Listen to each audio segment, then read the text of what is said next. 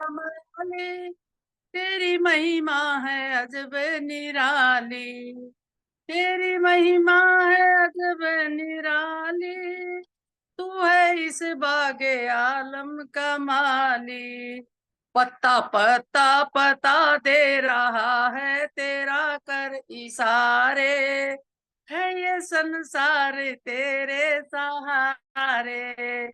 मेरा करतार तू विश्व आधार तू ओ मैं प्यारे, है ये संसार तेरे सहारे।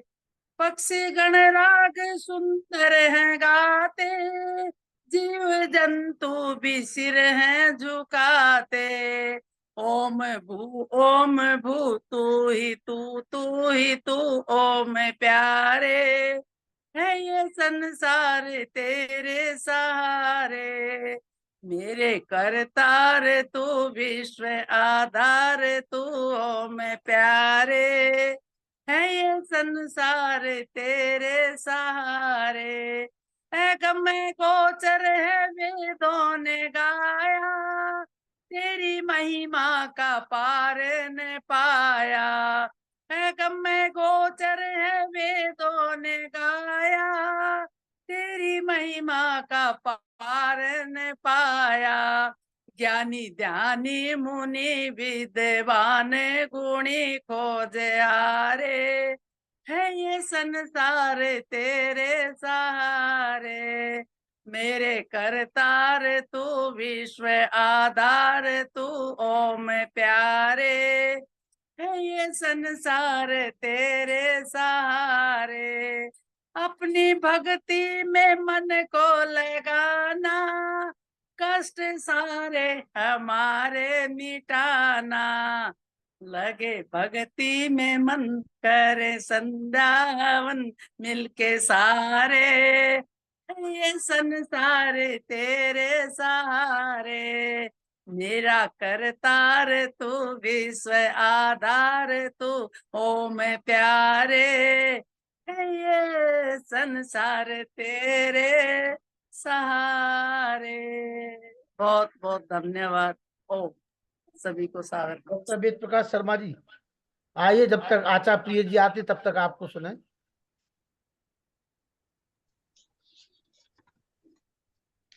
ओम स्वस्ति पंथा मनुचरेम सूर्या चंद्रमसा विव पुनर्ददता अग्नता जानता संगमे मही। महर्षि पतंजलि ने योग दर्शन हम लोगों के लिए मोक्ष प्राप्ति के लिए क्या क्या स्टेप्स हो सकते हैं उसके लिए हम लोगों को बनाया, लेकिन हम लोग उसको फॉलो नहीं कर पाते।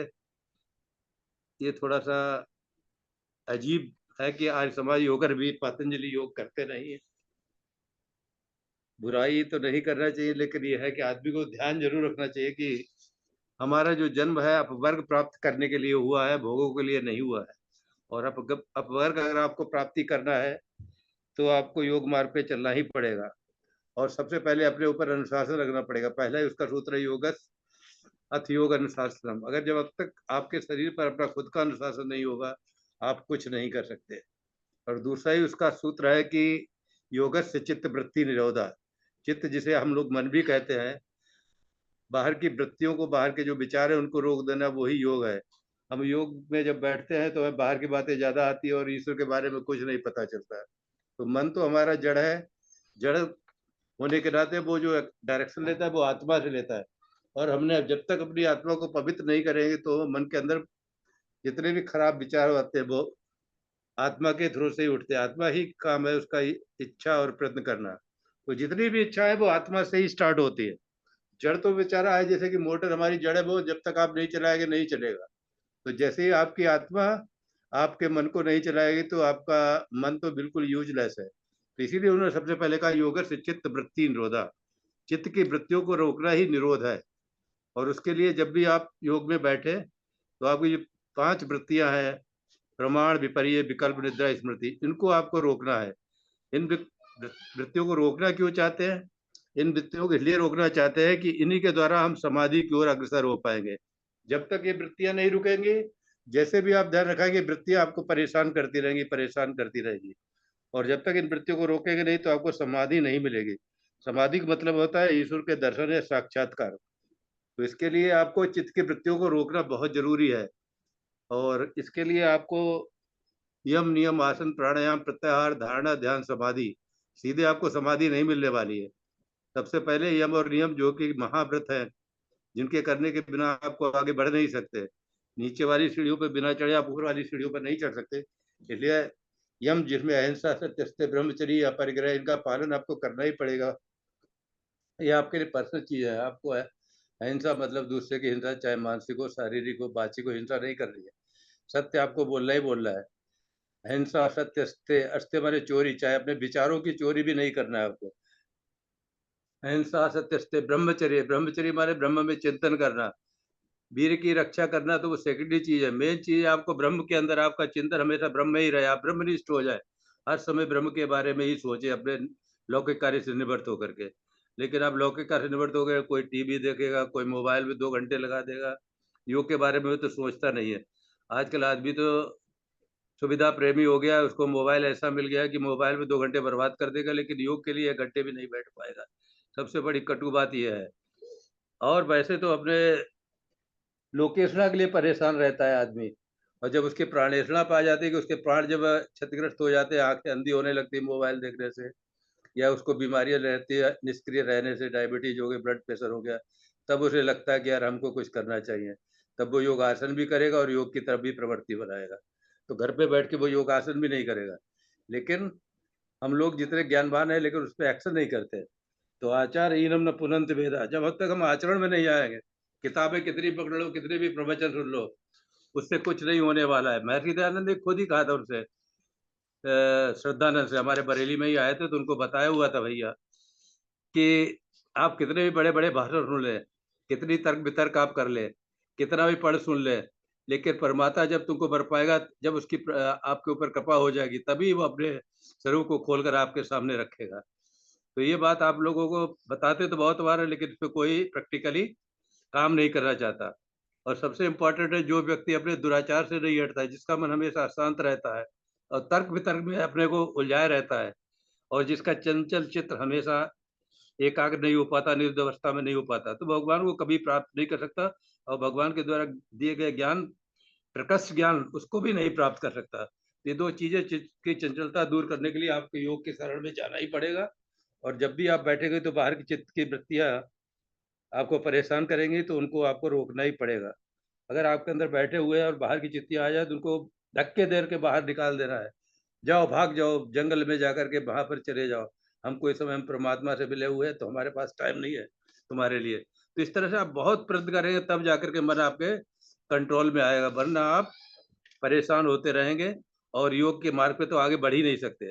तो वृत्तियों का बड़ा खेल है। वृत्तियां जब तक, 2 तरह की वृत्तियां होती है, क्लिष्ट और अक्लिष्ट। अक्लिष्ट वाली जो है सुखकारी होती है और क्लिष्ट वाली दुखकारी वृत्तियां होती है। तो इन वृत्तियों को आपको रोकना बहुत जरूरी होगा। कल हमारे आचार्य जी बता रहे थे कि अनावश्यक वस्तु और हानिकारक अनावश्यक विचारों को भी रोकना, हमारे जो आप परिग्रह करता है वो भी बहुत इंपॉर्टेंट है। आप परिग्रह करना बहुत इंपॉर्टेंट है। और जब तक आपको समाहित चित्त नहीं मिलेगा, सांसारिक भोगों से चित्त को आप दूर नहीं करेंगे, तब तक आपको योग की तरफ बिल्कुल ही नहीं बढ़ सकते। और इसके साथ जो आपके कलेश है, ये बहुत इंपॉर्टेंट, 5 कलेश, अविद्या अस्मिता राग द्वेषा बनवेषा, इन कलेशों को अगर आप नष्ट नहीं करेंगे तो आप कभी इनको तक बीज नहीं करेंगे। तो मोक्ष की बात छोड़ ही दो, आपको तो नॉर्मल स्वर्ग भी नहीं मिल पाएगा, मतलब इस जीवन में सुख भी नहीं मिल पाएगा। और ये कलेश की हमारी 4 अवस्थाएं होती हैं। एक कहलाती है प्रसुप्त अवस्था, जो हमारे कुछ कलेश है सोते हुए स्टेट में रहते हैं। कुछ है हमारे कलेश दुर्बल हो गए, उसको तनु अवस्था कहते हैं। और कुछ जो कर्म है हमारे या कलेश है, एक समय में काफी हावी रहते हैं आपके ऊपर, उसको विच्छिन्न अवस्था कहते हैं। और जो वर्तमान में कलेश आपको प्रवर्त है, आपको अंदर कार्यरत है, आपको भुगवा रहा है, वो उदार किस्म के कैटेगरी में हमारी कलेश आते हैं। तो अहिंसा अविद्या अस्मिता राग द्वेषा अभिनिवेश, इनको तो आपको नष्ट करना है, दग्ध बीज करना है, तभी आप मोक्ष की ओर अग्रसर हो जाएंगे। तो इसके लिए आप डायरेक्ट नहीं कर पाएंगे, उसके लिए आप योग को ध्यान करना पड़ेगा। मैं सीधा ने कहा सुबह 1 घंटे और सुबह शाम को, हमें पता नहीं कितने आज समाज ऐसा कार्य करते होंगे, 1 घंटे सवेरे 1 घंटे शाम को योगा अभ्यास में बैठते होंगे ऋषियों मुनियों की तरह। आसन लगा करके ध्यान करते होंगे। जब तक आप ध्यान नहीं करें, इसीलिए उन्होंने बिल्कुल साइंटिफिक टर्म्स से हम लोगों को बताया कि भाई ब्रह्म यज्ञ करना है, ब्रह्म यज्ञ आप 1 घंटे में करें और उसी के साथ अब योगा करें। तो वो लोग योगा कर नहीं पाते, बेचारे टाइम नहीं है, सांसारिक वस्तुओं में लगे हुए हैं, उनके पैसे भी कमाने इस चीज़ है। तो इस बहुत ही कठिन मार्ग है। इस कठिन मार्ग में चलने के लिए आपको दृढ़ निश्चय करनी पड़ेगी। जब तक आपके अंदर दृढ़ आचार्य निश्चय प्रिय नहीं, जी आप को कुछ नहीं कर आमंत्रित कर सकते। लीजिए, आचार्य प्रिय जी आ गए हैं। तो प्रेयस जी आ गए हैं, तो प्रेयस जी के लिए बहुत बहुत धन्यवाद, साधुवाद। बड़ा सौभाग्य का विषय है कि हमारे दर्शन योग महाविद्यालय से आचार्य प्रेयस जी विद्यमान है, वो हम लोगों के बीच में आए और अपना प्रवचन प्रदान करें। बहुत बहुत धन्यवाद, साधुवाद। आइए आचार्य प्रेयस जी, आपका वंदन अभिनंदन। सबको सादर नमस्ते। विलम्ब के लिए क्षमा चाहता हूँ, कहीं यात्रा में था, गाड़ी विलम्ब हो गई। एक बार ईश्वर के नाम, मुख्य नाम ओम का उच्चारण करते हुए विषय को प्रारंभ करते हैं। ओम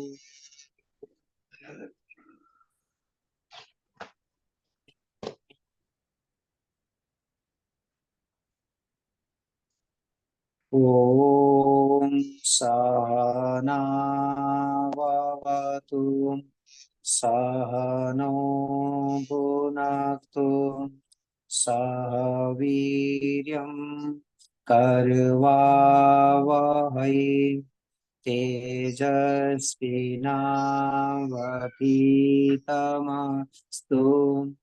मा विद्विषावहै। ओम शांति शांति शांति।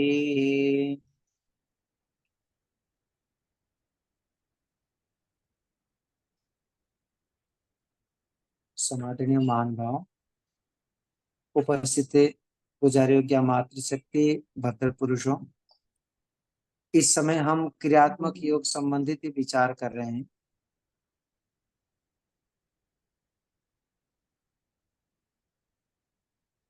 क्रियात्मक रूप में योग का अभ्यास कैसे किया जाए, व्यवहार रूप में हम योग का अभ्यास कैसे किया जाए, उस विषय को चर्चा करते हैं।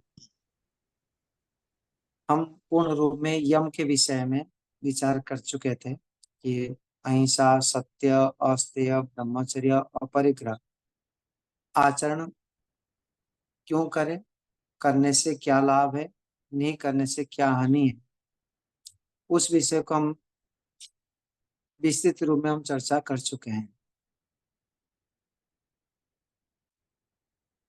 आगे हम चलते हैं कि अपने व्यक्तिगत जीवन को आदर्श बनाने के लिए, ईश्वर के अनुरूप कार्य करने के लिए नियमों का आचरण अर्थात अष्टांग योग के जो नियम है उसका आचरण करना अनिवार्य कहा गया है।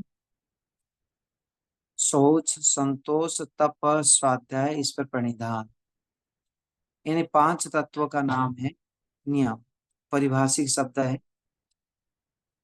अष्टांग योग के अंतर्गत द्वितीय अंग जो है वो नियम है। उस नियम के अंतर्गत ये 5 भाग है। शौच, संतोष, तप, स्वाध्याय, ईश्वर प्रणिधान। शौच शुद्ध, तो शुद्धता विषय में जानकारी देने के प्रयास करता हूं। प्रायतः साफ सुथरा को शुद्ध कह लेते हैं, तो ये परिभाषा में कोई गलत नहीं है। जैसे परिभाषा ये कहा जाएगा शुद्धता की, जो वस्तु के नाम का नामकरण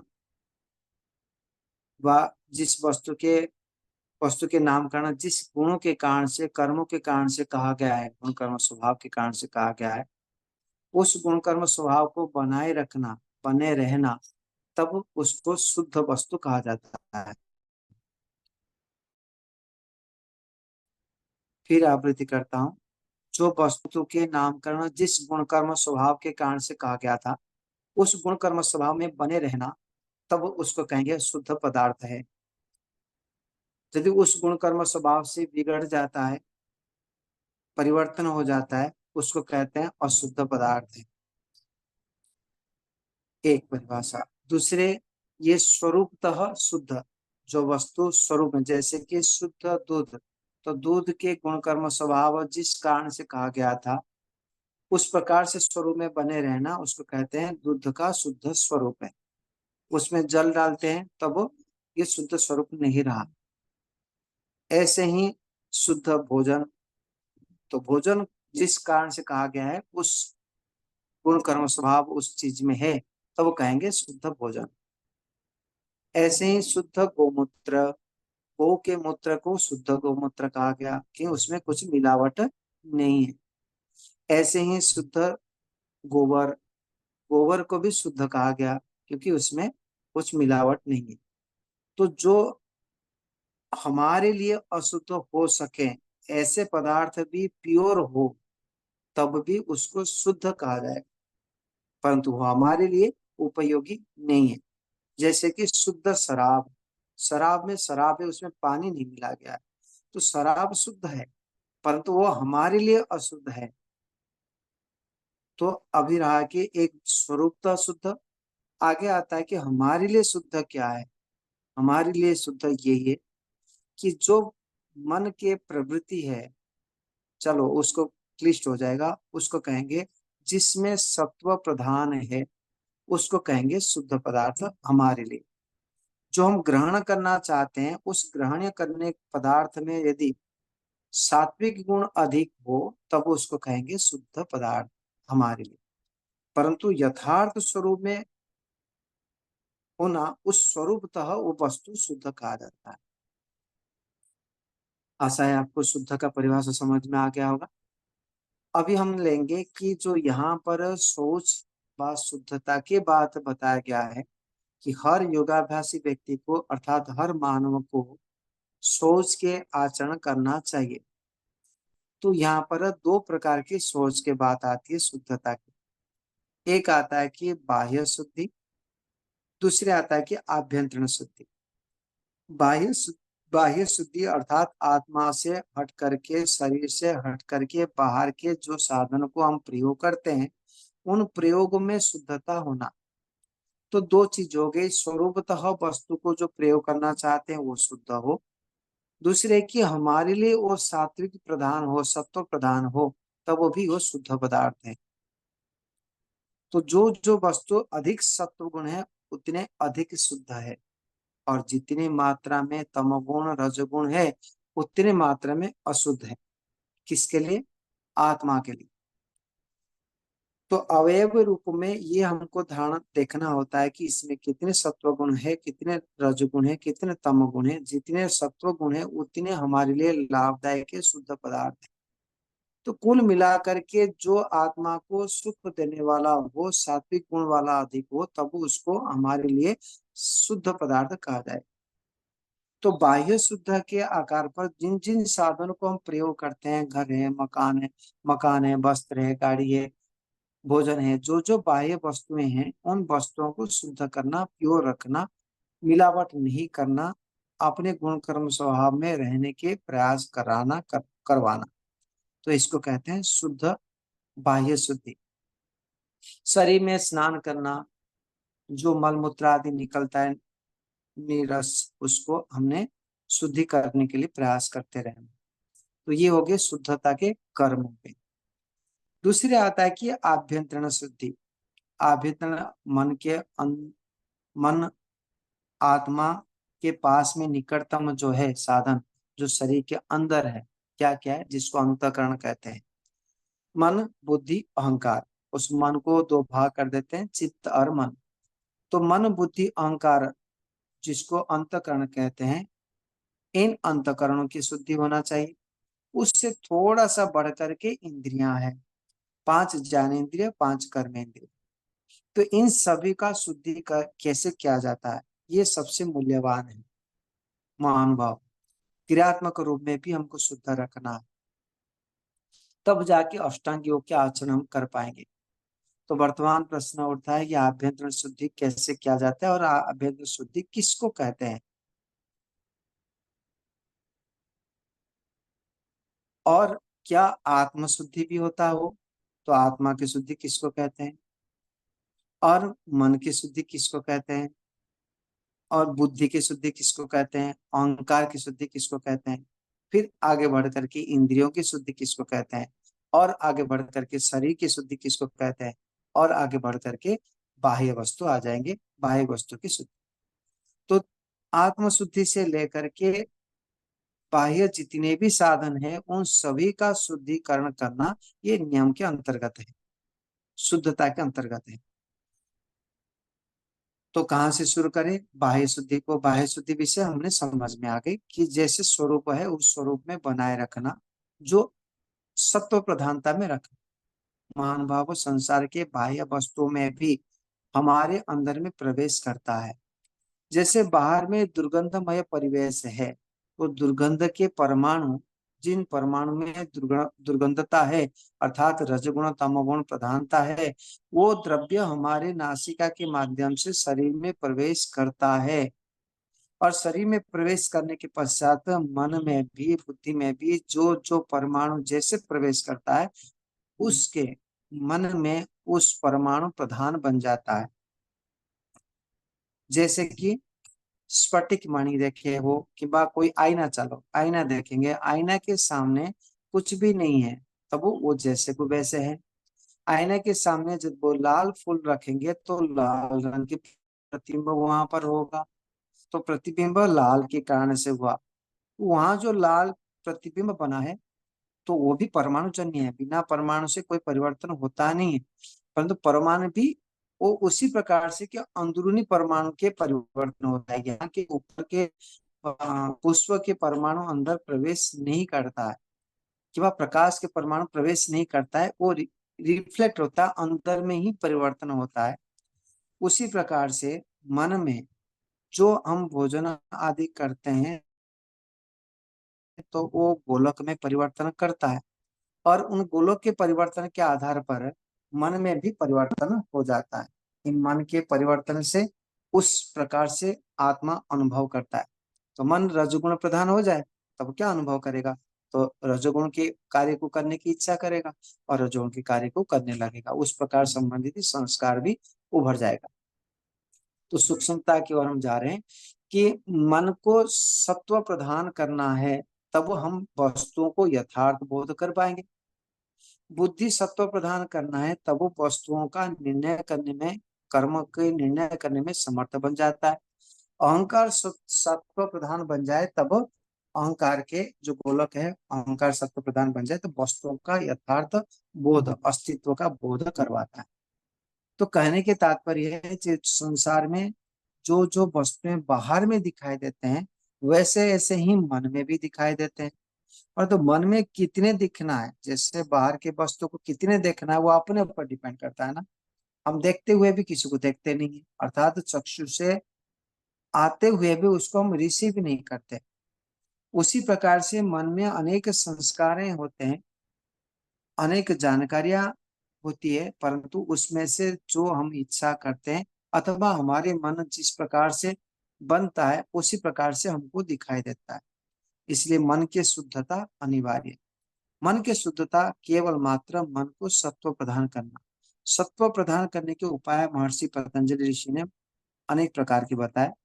एक तो कि व्यवहार की बात है, मुख्य चीज की मन में प्रसन्नता रखना और मन को एकाग्रता करना, मन को वर्तमान में लाना। 3 क्रिया बताए। प्रसन्नता पूर्वक मन को एकाग्र करते हुए वर्तमान में रखना, एक विषय में, जिस विषय को हम जानना चाहते हैं उस विषय में ही मन को रखते हुए वर्तमान में आना। भविष्य और अतीत के योजना में रहना वो नहीं, उसमें मन चंचल ही रहता है, रजोगुण तमोगुण प्रधान होता है। सत्वगुण प्रदान करने के लिए वर्तमान में रहना होता है। वर्तमान की योजना भी वर्तमान कहा जाएगा। भविष्य की योजना बनाना व अतीत के कोई थॉट को, विचार को ला करके योजना बनाना, तब भी वह वर्तमान कहा जाता है, क्योंकि वर्तमान क्रिया में वो स्मृति आती है। परंतु उसमें मग्न हो जाना, ये वर्तमान विषय को भूल के मग्न हो जाना, यह वर्तमान नहीं कहा जाता है। तो चित्त को सत्व प्रधान बनाने के लिए ये प्रयास करना होगा कि मैं सत्य को स्वीकार करना चाहता हूँ, इसलिए मुझे सत्य को स्वीकार करने के लिए मन को एकाग्र करना अनिवार्य है। उसी आधार पर मन को एकाग्र करने के लिए जो भी साधन है, जैसे अन्न वैसे मन, तो अन्न को शुद्ध करेंगे, पहला कार्य हो गया। अन्न पांचों ज्ञानेंद्रिय के माध्यम से जो शरीर में जानकारी अनुभूति होती है उसको उसी प्रकार से कर, उसी प्रकार से स्वीकार करना। ठीक है। दूसरे हो गई, अन्न की विचार हो गए। दूसरे उपाय हो कि आप अपने संकल्प इच्छा के आधार पर मन को एकाग्र करने की इच्छा करना। और उसके पीछे क्या है? संस्कार। संस्कार को बनाने के लिए व्यवहार, व्यवहार के लिए यम नियम का आचरण। तो जितने जितने हम व्यवहार संकल्प से युक्त होकर के, लक्ष्य को सामने रख करके, संकल्पित होकर के धर्माचरण करते रहेंगे, धर्माचरण करते रहेंगे, उतने उतने शुभ संस्कार बनता रहेगा। और शुभ संस्कार पुनः हमको कर्म करने के लिए प्रेरित करेगा, और कर्म से पुनः संस्कार बनेगा, पुनः कर्म करने के लिए प्रेरित करेगा। इस उत्तम संस्कार को बढ़ाते जाएंगे, तब चित्त भी सात्विक बनता जाएगा, और उचित धर्म कर्म के आधार पर हमारे संस्कार भी पवित्र बनता जाएगा। महर्षि पतंजलि ऋषि संस्कार को पवित्र बनाने के लिए व उत्तम संस्कार को स्थापित करने के लिए विधियां रखें कि किस प्रकार से संस्कार को उभारा जाए। उनने बताया हेतु, फल, आश्रय, आलंबन, इन चार प्रकार से हमने उत्तम उत्तम संस्कार को स्थापित कर सकते हैं, और इन चारों कारण से ही गलत संस्कार स्थापित होती है। तो हेतु, किस हेतु से चित्त हमारे रजगुण तमगुण प्रधान हो जाता है, और किस हेतु से हमारा चित्त सत्वगुण प्रधान होगा। तो एक हेतु है अविद्या रूपी संस्कारों से, अविद्या के कारण से, अविद्या के जानकारी होने के कारण से, मूर्खता अंदर में विद्यमान होने के कारण से हम गलत संस्कार उठाते हैं। और विद्या रूपी हेतु से, अर्थात विद्या के कारण से, अधिक यथार्थ जानकारी के संस्कार के कारण से हमारा चित्त पवित्र बनता है। उत्तम संस्कार को स्थापित करते हैं तो चित्त पवित्र बने। फल, जैसे कर्म करते हैं उसी प्रकार से फल मिलता है। जितने कर्म करते हैं उतने फल मिलता है। जितने उच्च स्तर के कर्म करेंगे उतने उच्च स्तर के फल मिलता है। तो कहने का अर्थ जैसे कर्म वैसे फल मिलता है। तो उत्तम से उत्तम कर्म करेंगे तब हमारे फल रूप में चित्त में सत्व प्रधान ईश्वर व्यवस्था कर लेता है। इससे हमने उत्तम उत्तम संस्कार को उठा पाते हैं और कार्य करने में समर्थ होते हैं। जिस चीज को हम विचार करना चाहेंगे उस विषय में मन को लगा पाते हैं। जिस गलत कार्य को रोकना चाहेंगे उस गलत कार्य को रोक पाते हैं। ये सामर्थ्य हमारे कर्म के फल के माध्यम से भी ईश्वर प्रदत्त होता है। ये कर्म का फल हो गए। तो कर्म के फल के आधार पर भी चित्त में संस्कारों को उभारना सरल होता है। हेतु, फल, आश्रय। आश्रय जो मन हमारे गोलक है, जो मन के आश्रय गोलक है, आत्मा के आश्रय शरीर है, तो जो स्थूल शरीर है, स्थूल गोलक है, उसको पवित्र बनाना। तो उस प्रकार से अन्न, उस प्रकार के परिवेश में रहते हुए हमारे गोलकों को, मस्तिष्क के गोलकों को, मन के गोलक जो मस्तिष्क है उसको सत्व प्रधान व स्वस्थ बना के रखना होगा। तो प्राणायाम करेंगे, व्यायाम करेंगे, उसका मल को निकालेंगे। तो इन सारे शारीरिक शुद्धता के कार्य करते करते हमारे मन जो है वो शुद्ध होता है। ये हो गया आश्रय को स्थिर करना, आश्रय को शुद्ध करना। चौथा होता है आलंबन। जिस प्रकार से सामने आलंबन आता है उस प्रकार से हमारे संस्कार उभरते हैं। इंद्रिय से मन, मन के संस्कार उभरते हुए आत्मा को प्रदर्शित करते हैं। इसलिए जितने जितने उत्तम उत्तम परिवेश में रहेंगे, उत्तम उत्तम आलंबन हमको प्राप्त होगा, उतने उतने हमारे चित्त में भी उत्तम संस्कार स्थापित होगा। साधु संतों के साथ रहेंगे, उनके संग से साधु संतों के संस्कार उभरता है। विरक्त व्यक्तियों के संग रहेंगे तो उस समय विरक्त के संस्कार उभरेगा। चलचित्र, दूसरे के दोष देखने की चर्चा करने में जैसे जैसे हमने परिवेश को रखेंगे व उनके साथ रहेंगे उस प्रकार से हमारे संस्कार उभरता है। ये सभी हम जानते हैं। तो जो जो बीमार हमारे पास में बाधा है, पीड़ा है, उन बाधा पीड़ाओं को दूर करने के लिए उस प्रकार से बाधा पीड़ित स्थानों विशेष में भी पृथक रहना अनिवार्य होता है। जैसे कि हमारे कोई शत्रु कभी हमको कठोर शब्द बता देते, हमारे काफी हानि किए थे, तो उनको हमने विचार करते हैं द्वेष होता था, फिर धीरे धीरे भूलते भूलते भूल गए, पर जब वो सामने आ जाता है तब तो द्वेष होता है। तो इस स्थिति में क्या करना चाहिए? तो पहले कुछ दिन के लिए उसको सामने से दूर रहना चाहिए, फिर दूर रहते हुए उनके गुणों को देखते हुए धीरे धीरे द्वेषों को छोड़ना पड़ता है। तो इसी प्रकार से संस्कारों को भी अलग रखना, जो मैंने प्रक्रिया बताया, वह कुछ आलम्बन से दूर रहते हुए पर कुछ उत्तम आलम्बनों से युक्त होकर के उत्तम संस्कार को स्थापित किया जाता है। तो संस्कार की शुद्धता से हमारे मन शुद्ध होता है। तो ऐसे मन जैसे शुद्ध होता है, इस प्रकार से उसके सहयोगी बुद्धि और उसके सहयोगी अंतकरण के अहंकार भी शुद्ध करना होता है। बुद्धि के सहयोग के लिए ज्ञान तो चाहिए ही, हेतु तो आवश्यकता है ही, साथ साथ ये फल आश्रय आलम्बन भी जरूरी है, क्योंकि वो सारे चीजें इसके आधारित ही हैं। और बुद्धि से, ज्ञान से ही शुद्धि होता है।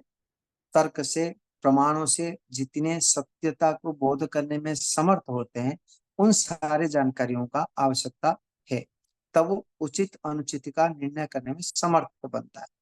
और उसके साथ साथ सत्व प्रधान गोलक चाहिए। बीमार अवस्था में बुद्धि ठीक काम नहीं करता है, निर्णय नहीं कर पाते, क्योंकि उसके गोलक ही कमजोर हो चुका है, उसमें रजोगुण की मां तम गुण प्रधान हो चुका है, इसीलिए सत्व प्रधान उसमें के लिए भी चाहिए। ऐसे ही अहंकार, तो इन अंतकरणों की शुद्धता केवल मात्र संस्कारों के आधार पर, ज्ञान के आधार पर होता है।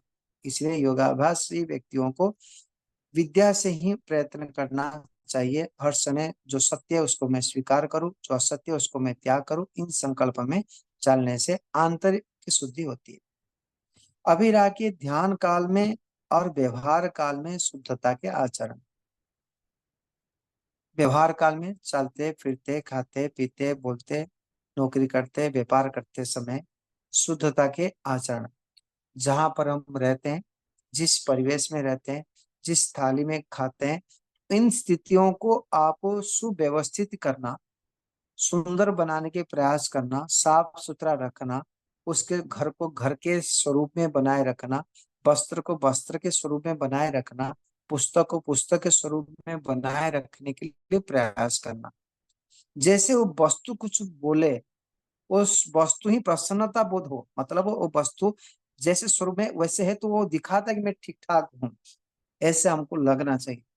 तो मकान में कीड़े मकोड़े ना हो, मकान में जाले ना हो, ऐसे ही वस्त्र साफ सुथरा हो, ऐसे ही शरीर में साफ सुथरा हो, दुर्गंध ना आए। तो इन प्रकार के प्राकृतिक की शैली में हमारे आसपास के जो परिवेश को शुद्ध करने के लिए सर्वप्रथम प्रयास करते रहना चाहिए। व्यवहार रूप देने के लिए हम प्रयास कर रहे हैं। आगे जाते हैं कि जब हम जिस मार्ग में गति करते हैं, जिस रास्ता में जाते हैं, उस रास्ता को भी शुद्ध करें। ऐसे ऐसे आसपास सभी परिवेश को शुद्ध करने के लिए प्रयास करना। तो वायु, जल, अग्नि आदि इनको शुद्धता करने के लिए भी प्रयासरत रहना। ये हो गई बाह्य शुद्धि। आभ्यंतरण शुद्धि के लिए केवल संकल्प, दिनचर्या आदि, जो अष्टांग योगाभ्यास के लिए जो विधियां हैं, अच्छा विधियां की क्या अंतर्गत विधियां, अष्टांग योग तो आचरण करना ही है, साथ साथ हमको ईश्वर की उपासना करना है, नियमित दिनचर्या करना है, आदर्श भोजन खाना है, व्यायाम आदि करना है, दिनचर्या के अंतर्गत आ जाता है। इस प्रकार से सारे को व्यवस्थित क्रम से करना है, बुद्धिमत्ता पूर्वक करना है। तो हमारे व्यवहार को बुद्धिमत्ता पूर्वक जितने जितने करेंगे, उतने उतने आंतरिक शुद्धि होगी, और अधिक से अधिक विद्या को प्राप्त करने के लिए प्रयास करेंगे। तो पुरुषार्थता उसमें बहुत जरूरी है, श्रद्धा जरूरी है। हर वस्तु हमको कुछ सिखाता है, कुछ बताता है, उससे सीखने के प्रयास करना है। ये संभव तब होगा जब हमारे जीवन के लक्ष्य उच्च स्तर के हो, आदर्श हो, तब ही संभव होता है। तो इस प्रकार से शुद्धता के प्रति ध्यान देना चाहिए। अशुद्ध आचरण करने से अभिराग के शुद्धता के शारीरिक, वाचनिक, मानसिक।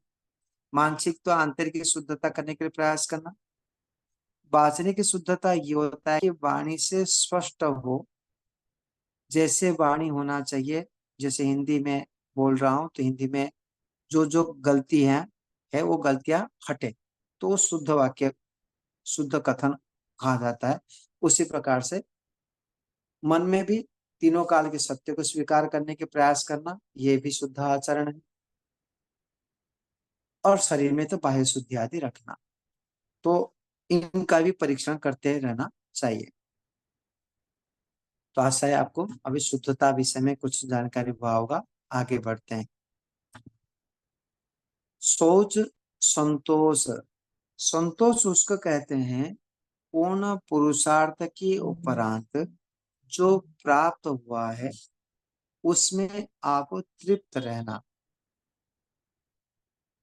उसमें खिन्नता को प्राप्त न करना, उसमें प्रसन्न होना, उसको कहते हैं संतोष।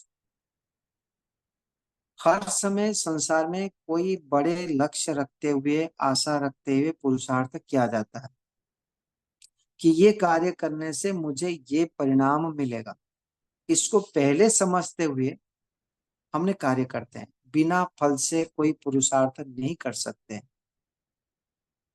बिना आशा से कोई हम इच्छा ही नहीं कर सकते। तो इच्छा करने के लिए जो प्रयोजन होता है, जो आशाएं होती हैं, जो उद्देश्य होते हैं, वो सामने पहले आता है। तो निश्चित रूप में हमने जो भी अब कर रहे हैं, पढ़ रहे हैं, पढ़ा रहे हैं कि सुन रहे हैं, हर कार्य में हमारे सामने एक ऐसे करूंगा तो ये होगा, ये पहले रहता है। इसके बाद में उस कार्य को करते हैं। तो जो पुरुषार्थ करते हैं उससे पहले हमने टारगेट बनाते हैं कि ऐसे ऐसे करेंगे तो इतने लाभ होगा, कि भाई ये ऐसे ऐसे करेंगे तो ये मुझे प्राप्त होगा, इतने सुख हमको प्राप्त हो जाएगा।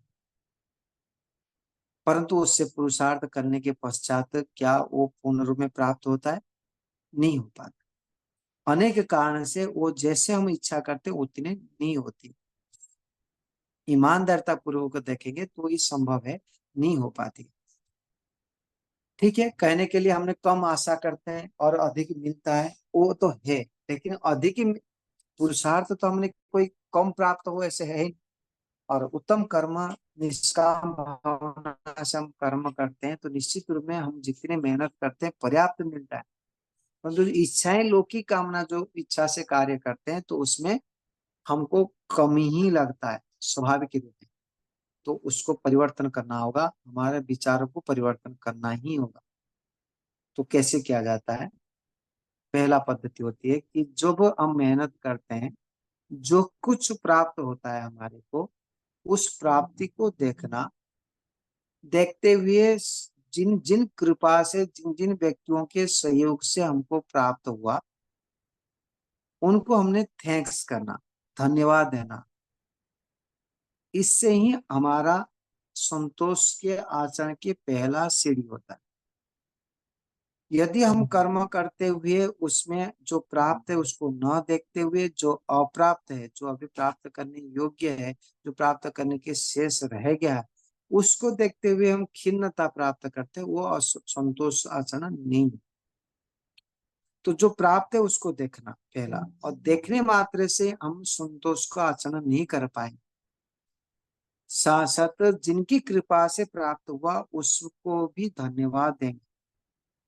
तब अभिमान का नाश होते हुए हम स्वयं जो प्राप्त कर नहीं पा रहे थे, इन इन व्यक्तियों की कृपा से मुझे प्राप्त हुआ है, इस बुद्धि में आता है। तब हम तृप्त होते हैं। फिर नेक्स्ट देखना है कि वर्तमान जो कमी रह गया, जिन कारणों से कमी रहा, उसका कारण क्या है। उन कारणों को जानते हुए उसको फिर पुरुषार्थ करते हुए, उन दोषों को दूर करते हुए शेष जो असफल था उसको प्राप्त करने की प्रयास करेंगे। प्रमाद नहीं करेंगे।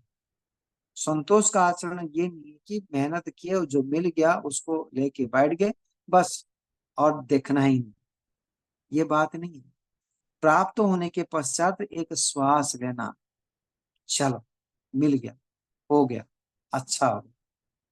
इतने जो हमने अंदर में एक आनंद को लेते हैं, वो तब हो पाता है, अभाव था और प्राप्त हो गया, इन कृपा से प्राप्त हुआ। वो ईश्वर की कृपा हो सकता है, माता पिता की कृपा हो सकता है, गुरुजनों की कृपा हो सकता है, समाज राष्ट्र के व्यक्तियों की अच्छा हो सकता है। तो उनके कारण से मुझे प्राप्त हुआ, उनके प्रति धन्यवाद की भावना, कृतज्ञता की भावना प्रकट करेंगे, तब वो हमारे मन में एक शांति मिलती है, वो है संतोष। फिर जो कमी रही वो आत्मनिरीक्षण पूर्वक आगे उसको प्रयास करेंगे, आगे बढ़ते जाएंगे। वहां पर टिकना नहीं, रुकना नहीं, आगे बढ़ते जाना होता है कि वह उस साधन को जो प्राप्त हो गए उस साधन को आगे प्रयोग करेंगे, जितने प्राप्त हो गए उसको लेके प्रयोग करेंगे। आलस्य प्रमाद की यहाँ संध्या नहीं है। आलस्य प्रमाद करना संतोष का लक्षण नहीं है। प्रायतः तुष्टि दोष आ जाता है। कभी कभी प्राप्ति, जितने मेहनत किया और जो प्राप्त हो गया उसको लेकर वाह बढ़िया हो गया, मिल गया, छोड़ो, इतने तो मिल गया करके बैठ गया और आगे बढ़ने की इच्छा नहीं करना, ये तुष्टि दोष होता है, वो नहीं करेंगे।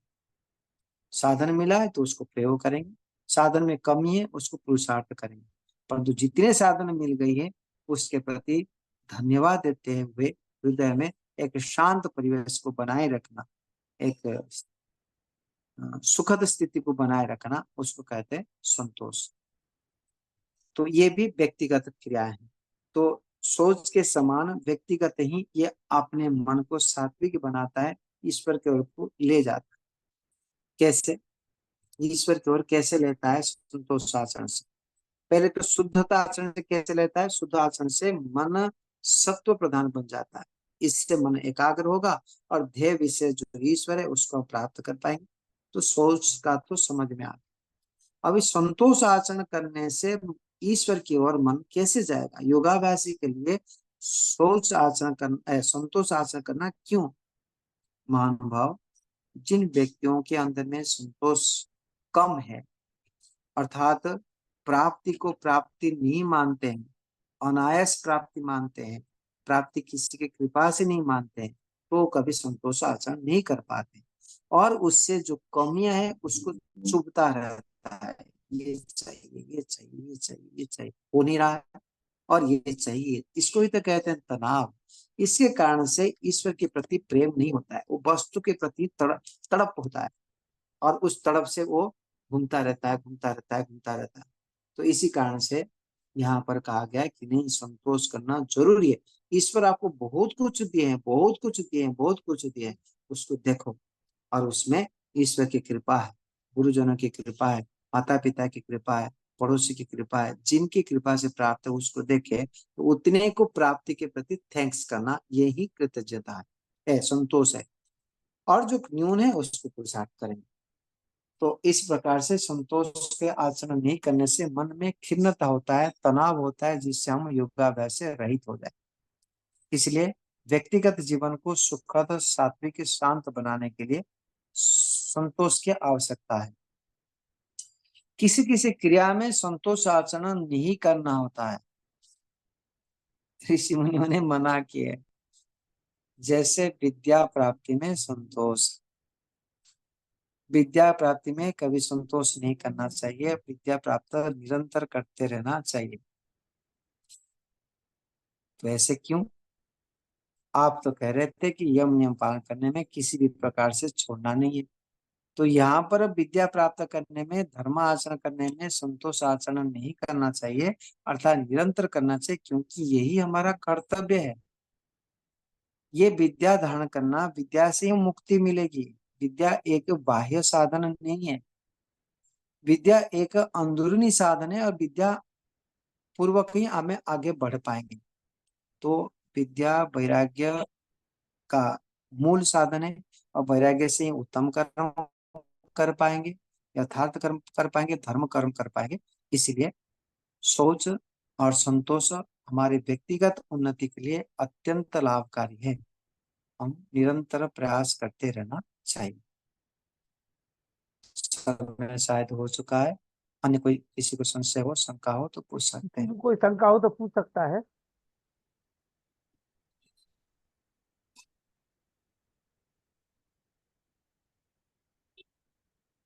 प्रेम सचदेवा जी।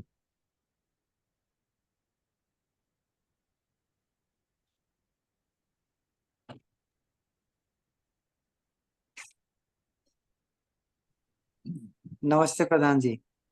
नमस्ते जी। आचार्य जी नमस्ते। और नमस्ते लखनलाल नमस्ते। पुरुषार्थी जी हाँ, नमस्ते। सुमन। आचार्य जी हमारा ये जो चैनल है, हम पिछले शायद 1400 दिन हो गए, 3 साल से ऊपर ही हो गए हैं। तो आप जैसे कह रहे थे, तो हम तो ज्ञान प्राप्त कर रहे हैं। 1 घंटा ये हमारा ऐसे बीत जाता है उसके लिए हम जो है लखनलाल जी पुरुषार्थी जी हैं। मैंने उनको पुरुषार्थी जी बोल दिया है कि ये उपाधि मैंने आपको दी है क्योंकि आपके पुरुषार्थ से ही हम लोग ये कार्यक्रम देखते हैं। बाकी इनको जो प्रेरणा मिली इस पुरुषार्थ नाम से, तो वो इसको आगे बढ़ाएंगे।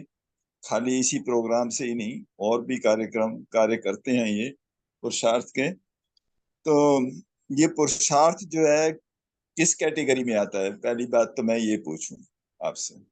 हाँ, यम नियम के अंतर्गत किस यम नियम में आता है पुरुषार्थ करना? जी ये जी ये जो हम पुरुषार्थ करना व मेहनत करना, ये हमारा कर्तव्य है। इसमें कोई जो यम नियम के अंतर्गत ऐसे कुछ बात नहीं आती है। यम नियम तो हमारे इस पुरुषार्थ को शुद्ध बनाने की प्रक्रिया है, और पुरुषार्थ निरंतर होना चाहिए। और पुरुषार्थ अर्थात क्या है? दुखों से निवृत्त होना, पुरुष का प्रयोजन पुरुषार्थ है। तो हम आत्मा के जो प्रयोजन है सुख प्राप्त करने के लिए, दुखों से छूटने के लिए, तो हम निरंतर कर रहे हैं। तो हम जानते हैं कि समाज के उन्नति में हमारे उन्नति है, इसलिए दूसरे का कल्याण करते हैं, हमारे उन्नति को हम समझते हैं। तो ये पुरुषार्थ जो आत्मा का प्रयोजन है, जो उद्देश्य है, वो तो एक उद्देश्य भावना है, वो तो वो पहले चलता है, बाकी यम नियम पीछे है। तो इनके जो पुरुषार्थ है, बा हम जो भी धर्म कार्य करने में तत्पर रहते हैं, ये धर्म कार्य के लिए जो प्रवृत्ति होते हैं, ये यम नियम के आचरण के कारण से हो पाते हैं। हम हमारे उद्देश्य परिवर्तन तब हो पाए जब आचरण कर पाते हैं। जो अहिंसक बनना चाहेंगे, तब निश्चित रूप में दूसरे को उपकार करना अनिवार्य हो जाता है। सत्य आचरण करना चाहेंगे तो निश्चित रूप में दूसरे को उपकार करना वो भाग दौड़ के करेंगे। तो ये जो मेहनत करते हैं, जब यम नियम आचरण करने की इच्छा रखते हैं, तो इसकी गति बढ़ती जाती है, बढ़ती जाती है, क्योंकि चित्त सात्विक बन जाता है, ईश्वर के प्राप्त करने के अनुकूल बन जाता है, परोपकार आदि धर्म कार्य करने के लिए प्रवृत्ति बन जाता है, संस्कार बनता है। तो इसलिए जो भी हम मेहनत आदि करते हैं, ये एक ड्यूटी है, कर्तव्य है, और इसके पीछे हमारा यम नियम है, ऐसे मैं समझता हूँ। बहुत अच्छा। तो अभी लखनलाल जी और ज्यादा काम करेंगे इस बारे में। तो यम नियम को भी अच्छी तरह पालन करेंगे, गुस्सा छोड़ देंगे। कभी कभी इनको गुस्सा आ जाता है, वो छोड़ देंगे। और मैं ये पूछना चाहता हूँ संतोष। हम्म। अब ये संतोष आपने जब बताया, तो आदमी कई बार होता है संतोष हो जाता है, छोटी सी चीज है, चलो संतोष ठीक है मैंने कर लिया। तो वो जो लक्ष्य है, कभी कभी लक्ष्य जो है ना पूरा नहीं हो पाता संतोष करने से। कि आज मैंने ध्यान किया, 1 घंटा पूरा बैठ गया, तो मेरा लक्ष्य तो था 1 घंटा बैठने का, लेकिन उस 1 घंटे में कितना मैंने विक्षिप्त हुआ, वो उसको मैंने निकाला नहीं, संतोष कर दिया, 1 घंटा बैठ गया। तो ऐसे संतोष जो है वो किस लिमिट को, कैसे उसको डिफाइन करना चाहिए? हाँ, ये संतोष के साथ साथ आत्मनिरीक्षण भी करना जरूरी है, स्वयं को निरीक्षण करना जरूरी है। क्योंकि कभी जो हम दिशा में, जिस दिशा में गति करते हैं, उस दिशा को तो छोड़ ही नहीं सकते, तो उस दिशा में गति करते रहेंगे। अर्थात मान के चले, सामान्य लोग की स्थिति में ले कि मुझे अभी 10 करोड़ रुपया कि 1 करोड़ रुपया इनकम करना है, तो उस लक्ष्य में तो गति करना अनिवार्य है। परंतु आज के दिन में जो मेहनत करने के पश्चात जो 5 लाख रुपया इनकम हुआ, तो उसमें अभी 1 करोड़ रुपया नहीं हुआ है, परंतु ये 5 लाख जो हुआ है उसके संतोष आचरण करना है। ऐसे हम योगाभ्यास करने के लिए, ध्यान करने के लिए बैठे हैं, अभी ईश्वर की अनुभूति नहीं हुआ, और ईश्वर अनुभूति के लिए हम बैठे थे, तो अभी होने वाला नहीं, परंतु अभी जो हमको जितने बैठ पाए इसके लिए संतोष। कल जाके हमने जो कमी रही, मान के चले बैठे और संकल्प कमजोर था, स्व स्वामी संबंध का विचार को हमने रुके नहीं थे कि भाई ईश्वर व्यापक है, इस बात को हमने संकल्प नहीं किए थे। जो चीज हमारे कमी रही वो आत्मिक पूर्वक निकालेंगे, फिर उसको दूर करने के लिए प्रयास करेंगे।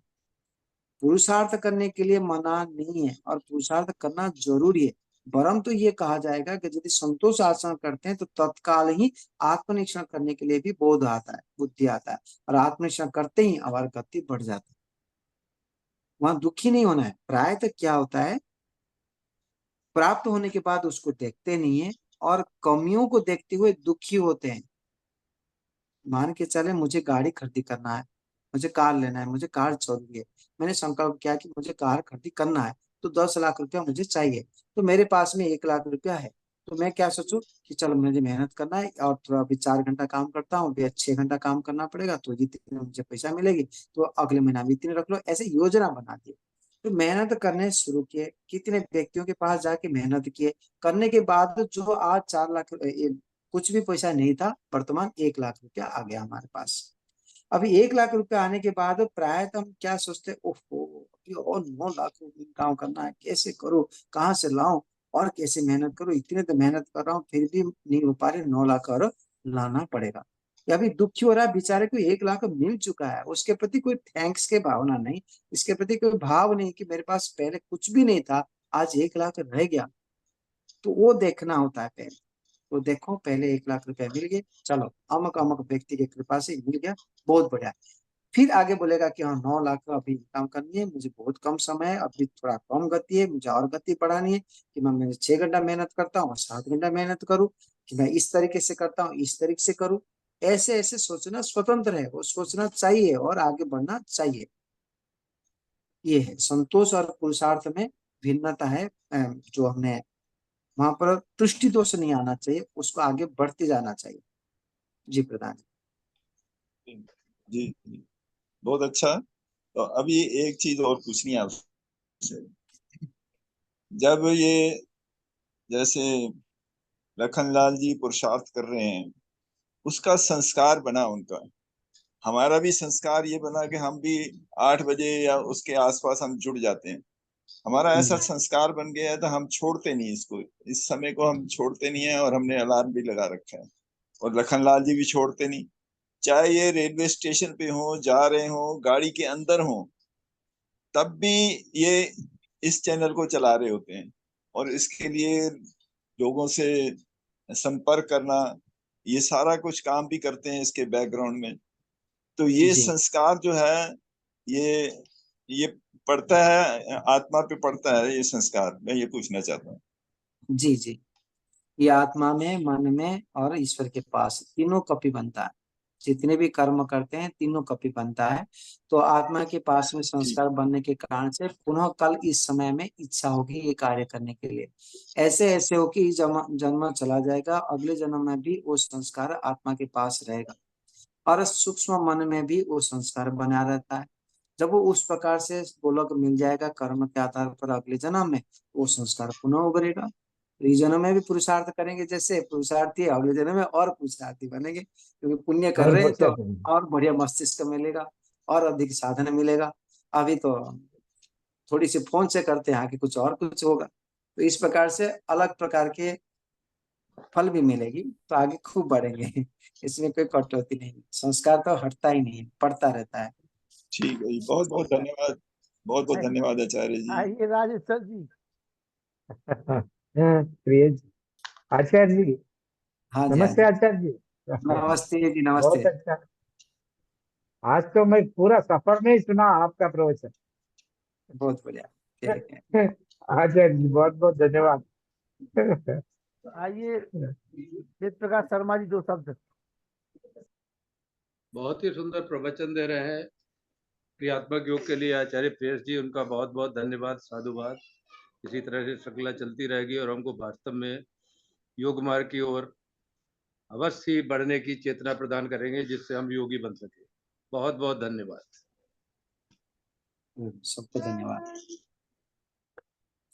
ओम देव शांति। शांति अंतरिक्षं शांति पृथिवी शांतिराप शांतिरौषधय शांति वनस्पतय शांति विश्वे देव शांति ब्रह्म शांति सर्वं शांति शांतिरेव शांति सामा शांतिरेधि ओम शांति शांति शांति ओम। जो बोले सोबे सत्य सनातन वैदिक धर्म की जय। गुरु गजानंद की जय।